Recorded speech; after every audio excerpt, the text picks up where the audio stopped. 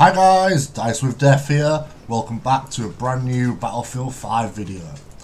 Today's subject is the Lee Enfield #4 Mark 1, or as it's commonly known, just the Lee Enfield. So the specialisations on the Lee Enfield are as follows. On the left hand side, it's the usual aimed fire. So it's light and stock, custom stock, quick aim, and the bayonet. On the right, it's slightly different with the Lee Enfield. You've got quick reload, slings and swivels, machine bolt, and variable zoom. So the machine bolt will give you the RPM of 84 up from 72. So just to put that into perspective, the closest one to that is the Ross, that sits at 64 RPM. So if you had the machine bolt on, it's a 24 RPM more than what the Ross is, and that's obviously in second place. So it's quite a substantial increase in the fire rate there, to be honest. So it's a 10 round magazine fed bolt action sniper rifle. So you don't reload it with a mag that you'd have already preloaded. It's a case of loading them individually, all 10, or you'd strip feed them, which way you've got 5 rounds per strip and you put 2 strips in to make you 10. So a bit about how I found the Lee Enfield. I love it. I absolutely love it. It is my go-to scout weapon. I'd like to think I play quite aggressively. I sit in like an Overwatch position just behind my squad mates, as you can see on the screen now actually, so I can take out anyone that I can actually see. This I prefer to play it. I don't like using the Model 8 and the ZH etc. It's not what I enjoy. I enjoy the one-shot headshots. So for me, the Lee Enfield was a no-brainer. The RPM is perfect, in my opinion. It's great, you can get enough shots off and you can get that second follow-up shot as quick as you can. So it's really, really good for aggressive sniper gameplay. You can get up close and personal, or as you can see on the screen actually at the moment, you can also hit targets from far away with great accuracy as well. People like Squid, etc., they use this weapon all the time and they are really good with it. So it just shows what you can be done in the right hands, which mine aren't, but I do my best. So a bit about the actual Lee Enfield itself, the history of it, where its name came from, etc. So it started life in 1895. Manufactured in the UK.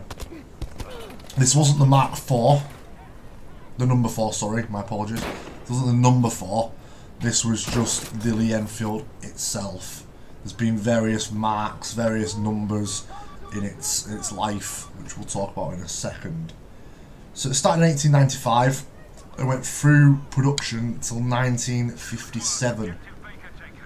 The World War I version, which I didn't realise this, but the World War I version called the SMLE, it actually stands for Short Magazine Lee Enfield, which I hadn't even realised. I just assumed it was called the SMLE. Just shows how much research I did on that one. So obviously it served the purpose to great effect in both World War I and World War II. There was about 17 million produced, and that gives you a scope beyond belief to how many were in production in various countries, in various wars. I even read about them being in Afghanistan and supplied to Mujahideen.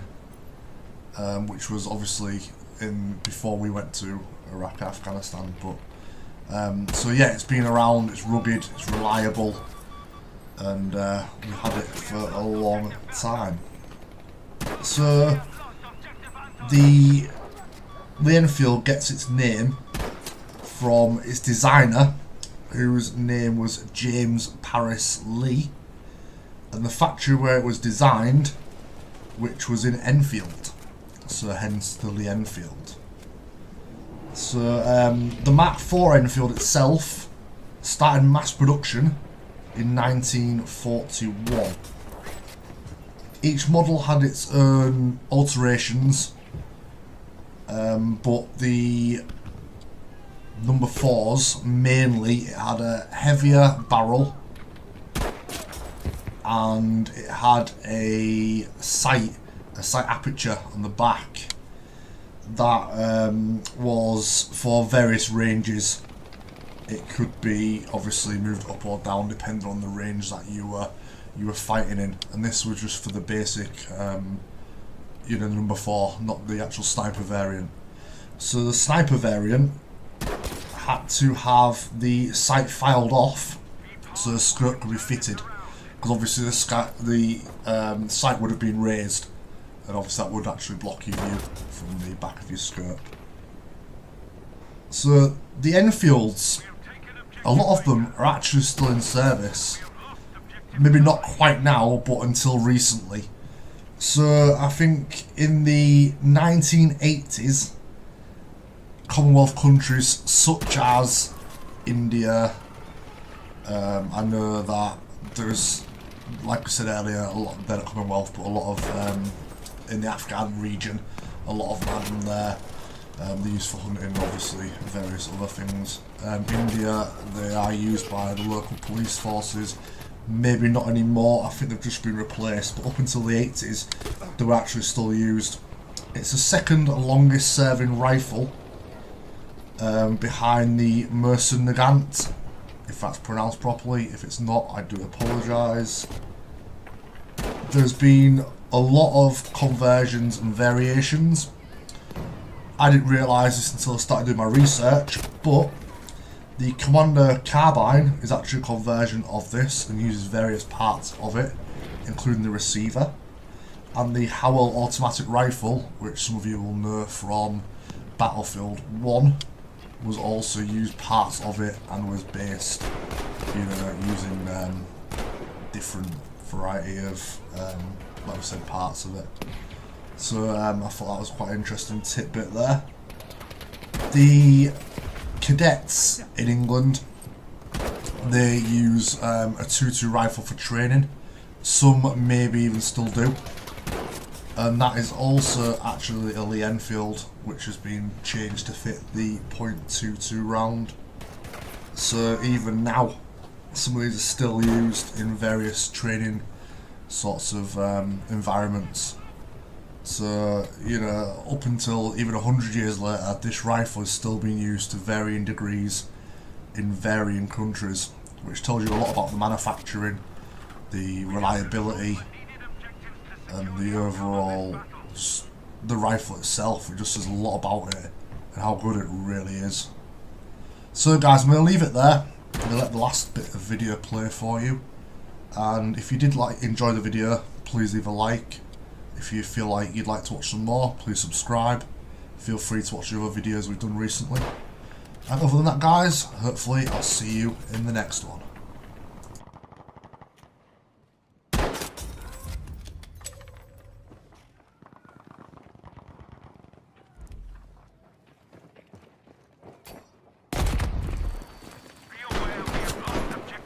Brother.